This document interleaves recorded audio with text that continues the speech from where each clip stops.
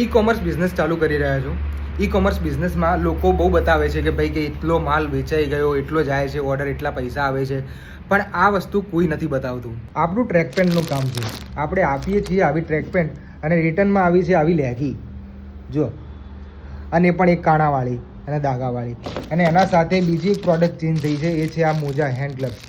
અને સ્ટાર્ટિંગમાં સૌથી વધારે જે રિટર્ન જોવા મળે છે એ છે લોજિસ્ટિક રિટર્ન, જેના અંદર કસ્ટમર જોડે આપણી પ્રોડક્ટ પહોંચે છે પણ કસ્ટમર લેતો નથી અને લેવા આવતો નથી અને ડાયરેક્ટ સીધી આપણા જોડે આવી જાય છે.